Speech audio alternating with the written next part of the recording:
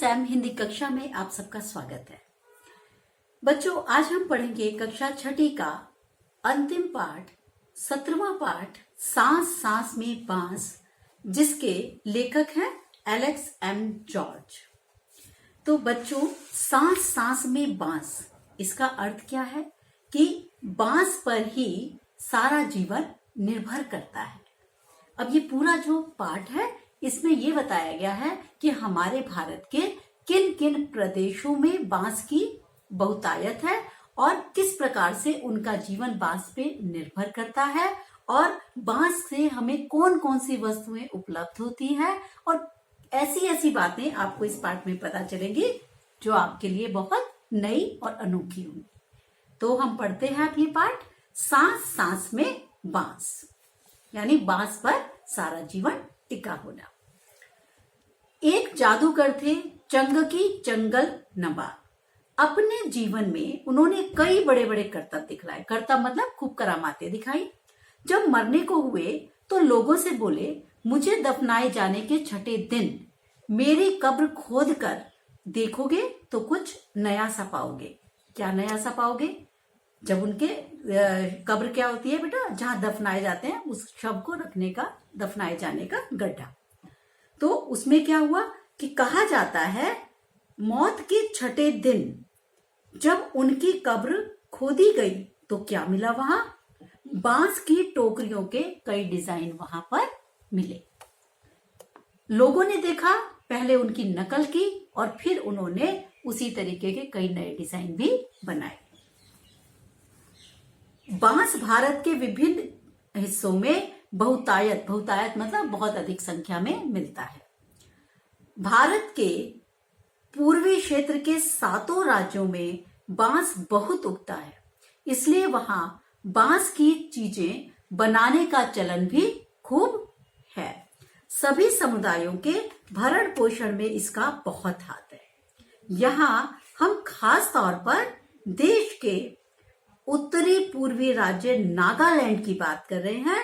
नागालैंड के निवासियों में बांस की चीजें बनाने का खूब प्रचलन है। अब ये क्या बता रहे हैं? कह रहा है भारत के उत्तर पूर्वी के 7 राज्य ऐसे हैं जिसमें क्या हो रहा है कि बांसों का बहुत प्रचलन है। तो बांसों का प्रचलन है तो क्या हुआ? तो वो कह रहे हैं इसमें इतना जो बहुत बड़े बड़े समुदाय हैं, दल हैं, वो क्या कर रहे हैं? उनका भरण पोषण मतलब उनका पूरा जीवन उसी पर निर्भर चलता है कि किस प्रकार से ये जो है बांस की उनको आवश्यकता रहती है और बांस से उनका जो जीवन है वो उन्हीं का निर्भर, पूरा उनके बांस पर ही निर्भर है। इंसान ने जब हाथ से कलात्मक चीजें बनानी शुरू की, बांस की चीजें तभी से बन रही हैं। आवश्यकता के अनुसार इसमें बदलाव हुए भी हैं और अब भी हो रहे हैं। तो क्या कह रहे हैं, इंसान ने जब शुरू किया था सुंदर सुंदर चीजें, कलात्मक चीजें बनानी शुरू की थी तो क्या हुआ? वो बांस की चीजें तब से बन रही थी, लेकिन क्या हुआ? प्रचलन धीरे धीरे करके बांस की चीजों का बढ़ता ही चला गया। कहते हैं बांस की बुनाई का रिश्ता उस दौर से है जब इंसान भोजन इकट्ठा करता था। कब से? जब इंसान भोजन इकट्ठा कर रहा है तो समझ लो प्रागैतिहासिक समय से ही कुछ ना कुछ उसने बांस का बनाता था इंसान और उसी से उसका जीवन चलता था। भोजन इकट्ठा करने के लिए उसने ऐसे डलिया नुमा चीजें बनाई होंगी। डलिया क्या होती है? टोकरी के आकार की चीजें, यानी टोकरी जैसी चीजें उसने बनाई होंगी। क्या पता, जब उसने, आपने बया का घोंसला देखा है बच्चों? बया का घोंसला ऐसे यू शेप में समझ लीजिए, इस तरीके का होता है। तो कह रहा है जब उसने बया के घोंसला देखा होगा और उसने देखा कि टोकरी के आकार की बुनावट है, तो जरूर उसने वहीं से ये इस प्रकार के का बोल लिया होगा कि क्यों ना मैं भी या इस तरीके का टोकरियों को बुनना शुरू कर दूं। बांस से केवल टोकरियां ही नहीं बनाती, बांस की खपच्चियों से ढेर सारी चीजें बनाई, जैसे तरह तरह की चटाइयां, टोपियां, टोकरियां, बर्तन, बैलगाड़ियां। बच्चों को रेखांकित कर लीजिए, ये इंपॉर्टेंट बात है, महत्वपूर्ण है ये बात कि बांस की खपच्चियों से बहुत सारी चीजें बनती है। टोपियां, चटाइयां, टोकरियां, बर्तन, बैलगाड़ियां, फर्नीचर, सजावटी सामान, जाल, मकान, पुल और खिलौने आदि भी बनाए जाते हैं। तो आपको प्रश्न पूछा जा सकता है कि बांस की खपच्चियों से कौन कौन सी वस्तुएं बनाई जाती है, चाहे वो एक वाक्य का हो या थोड़ा बड़ा करके भी प्रश्न पूछा जा सकता है। असम में ऐसे एक जाल जकाई से मछली पकड़ते हैं। बच्चों जकाई को भी ध्यान से सुन लीजिए, ये भी प्रश्न में बहुत बार पूछा जा चुका है और उसमें भी आ जाता है कि जकाई किसे कहते हैं। तो जकाई क्या होता है? मछलियां पकड़ने के लिए एक शंकुआकार जाल होता है जिसे बांस की खपच्चियों से ही बनाया जाता है। कितनी हैरानी की बात है ना कि मछली पकड़ने का जाल भी आप बांस की खपच्चियों से बनाने में समर्थ हैं। यानी कितने काम की चीज है ये बांस। छोटी मछलियों को पकड़ने के लिए इसे पानी की सतह पर रखा जाता है या फिर धीरे धीरे चलते हुए खींचा जाता है। बांस की खपच्चियों को कुछ इस तरह से बांधा जाता है कि वे एक शंकु के आकार की रहती है। शंकु कैसा होता है बच्चों? शंकु ऐसा होता है कि पतले तिकोने मुंह वाला बर्तन, ऐसे समझ लीजिए, ठीक है। इस शंकु का ऊपरी सिरा तो अंडाकार, अंडे के आकार का होता है और निचली सिरे पर खपच्चियां एक दूसरे से गुथी हुई सी होती हैं। तो तिकोना ऐसे करके बना हुआ। खपच्चियों से तरह तरह की टोपियां भी बनाई जाती हैं। असम के चाय बागानों के चित्रों में कुछ लोग ऐसी टोपियां तुम्हें पहने दिख जाएंगे। हाँ, उनकी पीठ पर टंगी बांस की बड़ी सी टोकरी देखना मत भूलना। कहां पर? आसाम में। तो आप चाहे तो असम के लोगों की फोटो, असम के लोग जो टोपियां पहने हुए हैं और जो बांस की टोकरी अपनी पीठ पर लादे हुए हैं, उसकी फोटो आप नेट के थ्रू देख भी सकते हैं। तो बच्चों जब भी आपको कोई चीज समझ में ना आए तो थोड़ी बहुत आप उसको जब उसकी पिक्चर देखेंगे, फोटो देखेंगे, तब आपका इंटरेस्ट भी जगेगा उसमें और आपको जो तब बात समझ में आएगी वो कैसी होगी, वो जो है वो आपको लॉन्ग टर्म, वो आपको काफी समय तक याद रहेगी। 120 पेज पे आगे चलते हैं। जुलाई से अक्टूबर घमासान बारिश के महीने, यानी लोगों के पास बहुत सारा खाली वक्त या कहो आसपास के जंगलों से बांस इकट्ठा करने का सही वक्त। आमतौर पर वे 1 से 3 साल की उम्र वाले बांस काटते हैं। ये भी देखिए महत्वपूर्ण बात है, 1 से 3 अंडरलाइन कर लीजिए, 1 से 3 साल की उम्र वाले बांस काटते हैं। बूढ़े बांस सख्त होते हैं और टूट भी तो जाते हैं। बांस से शाखाएं पत्तियों से अलग कर दी जाती है। इसके बाद ऐसे बांसों को चुना जाता है जिनमें गठाने दूर दूर तक हों। गठाने मतलब आप ये देखिए, जैसे ये बांस है आपको दिख रहा होगा, इसमें गांठें होती है बीच बीच में, है ना। तो कह रहा है ऐसे बांसों को चुना जाता है जिसमें गांठें दूर दूर हो, यानी चौड़े चांद जैसी फाल वाले चाकू से इन्हें छीलकर खपच्चियां तैयार की जाती हैं। खपच्चियों की लंबाई पहले से ही तय कर दी जाती है। मसलन आसान सी चीजों को बनाने के लिए बांस को हर एक गठान से काटा जाता है, लेकिन टोकरी बनाने के लिए हो सकता है 2 या 3 या 4 गठान वाली लंबी खपच्चियां काटी जाए। कहां से काटा जाए या टोकरी की लंबाई पर निर्भर करता है। अब ये बता रहा है, ये भी बात को ध्यान रखना कि जो बूढ़ा बांस है, ये बूढ़ा बांस क्या है, ऐसा प्रश्न आया हुआ है एक बार सीबीएसई में। तो क्या है बूढ़ा बांस, मैं आपको फिर क्लियर कर दूं। 3 वर्ष से ऊपर की आयु वाले बांस को बूढ़ा बांस कहा जाता है। और बूढ़े बांस की विशेषता क्या होती है कि ये बहुत सख्त होता है और सख्त होने की वजह से जल्दी से टूट जाता है। लेकिन जो युवा बांस होता है वो मुलायम होता है और उसे सामान बनाने के लिए किसी भी तरीके से तोड़ा मरोड़ा जा सकता है। क्लियर हो गया, बूढ़ा बांस और युवा बांस। आगे चले। आमतौर पर खपच्चियों की चौड़ाई 1 इंच से ज्यादा नहीं होती। चौड़ी खपच्चियां किसी काम की नहीं होती। इन्हें चीरकर पतली खपच्चियों में बनाई जाती हैं। पतली खपच्चियां लचीली होती हैं और खपच्चियां चीरना बड़ा उस्तादी का, मतलब बड़ा होशियारी का काम है। ये जो खपच्चियां चीरना है ऐसा नहीं है। फिर हाथों की कलाकारी के बिना खपच्चियों की मोटाई बराबर बनाए रखना आसान नहीं। इस हुनर को पाने में काफी समय लगता है। टोकरी बनाने से पहले खपच्चियों को चिकना बनाना बहुत जरूरी होता है। फिर यहाँ दाव काम आता है। खपच्ची बाएं हाथ में होती है और दाव दाएं हाथ में।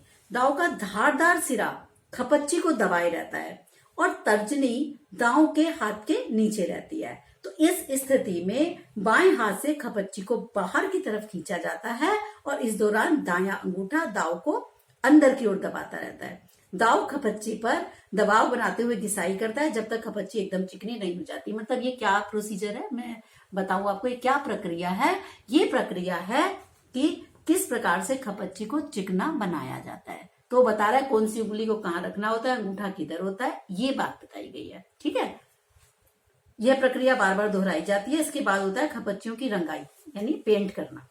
फिर इसके लिए ज्यादातर गुड़हल, इमली की पत्तियों आदि का उपयोग किया जाता है। काले रंग के लिए आम की छाल में लपेटकर कुछ दिनों के लिए मिट्टी में दबाकर रखा जाता है। मतलब ये कैसे रंग वो कर रहे हैं इसमें इस्तेमाल, बहुत ही प्राकृतिक रंगों का इस्तेमाल इसमें किया जा रहा है। तो कितनी अच्छी बात है ये। बांस की बुनाई वैसे ही होती है जैसे कोई और बुनाई। पहले खपच्चियों को चित्र में दिखाए गए तरीके से आड़ा तिरछा रखा जाता है। ये कह रहा है जैसे चित्र में दिखाया गया ना, ये तो इस तरीके से आड़ा तिरछा रखा जाता है इसको। फिर क्या होता है, इसके बाद बाने को बारी बारी से ताने के ऊपर नीचे किया जाता है और इसमें चेक जैसा डिजाइन बन जाता है। चेक होता है ना, जैसे चेक का डिजाइन होता है, कुछ मेरे को भी दिख नहीं रहा वरना मैं आपको दिखाती। चेक का डिजाइन एक बन जाता है और फिर पलंग की निवाण की बुनाई की तरह। आपने फोल्डिंग बेड देखे होंगे ना, फोल्डिंग बेड सब बच्चों ने देखे हैं। तो कैसे होते हैं, ऐसे करके और फिर उसको ऐसे क्रॉस करके, तो इसे कहते हैं कि क्या कैसा डिजाइन बन गया है, ये चेक का डिजाइन। तो कह रहा है उस तरीके से बन जाती है और तब हम चीजों को बुन लेते हैं। टूल बुनना हो हरेक बाना 2 या 3 बारों तानों के ऊपर से नीचे ले जाता है। इस प्रकार कई सारे डिजाइन बनाए जाते हैं। टोकरी के सिरे पर खपच्चियों को या तो चोटी की तरह गूंथ लिया जाता है या कटे सिरों को नीचे की ओर मोड़कर फंसा दिया जाता है। बस हो जाती है हमारी टोकरी तैयार। अब चाहे इसे बेचो या अपने घर पर ही कोई काम कर लो। तो ये बता रहा है कि किस तरीके से हम लोग जो टोकरियां बुनने का काम है वो सब टोकरियां बुनना और बहुत सारी चीजों को जो आप इस्तेमाल कर रहे हैं वो सब हम किसके माध्यम से कर पाते हैं, बांस के ही माध्यम से किया जाता है। यानी हम बांस से क्या क्या बना लेते हैं एक बार समराइज कर देते हैं। चटाइयां, टोकरियां, खिलौने, टोपी आदि सामान हम इनसे बना लेते हैं।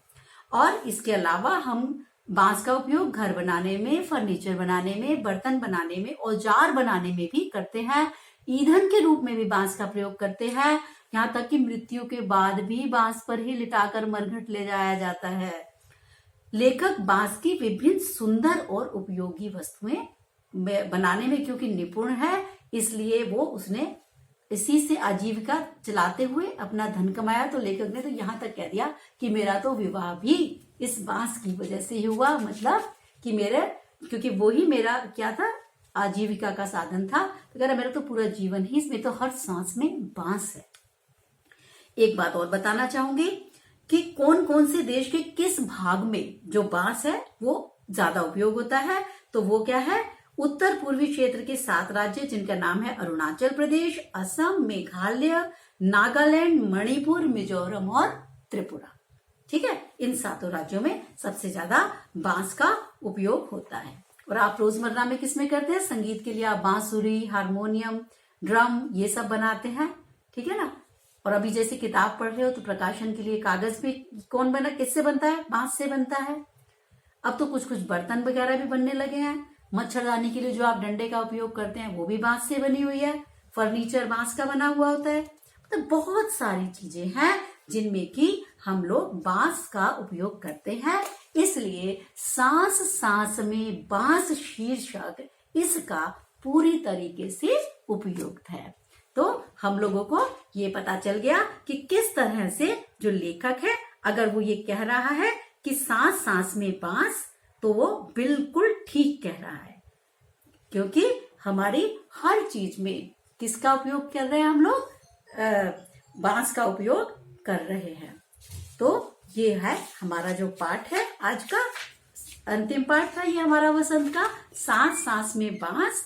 और अगर आपको इसमें कोई भी डिफिकल्टी आई हो तो आप मुझसे कमेंट बॉक्स में डालकर कभी भी पूछ सकते हैं। अब अगली बार हम करेंगे जो आपकी दूसरी किताब है जिसमें हम किसके बारे में पढ़ेंगे, राम और सीता के बारे में। ठीक है, तो तब तक के लिए मुझे आज्ञा दीजिए, मैं चलती हूँ। नमस्कार।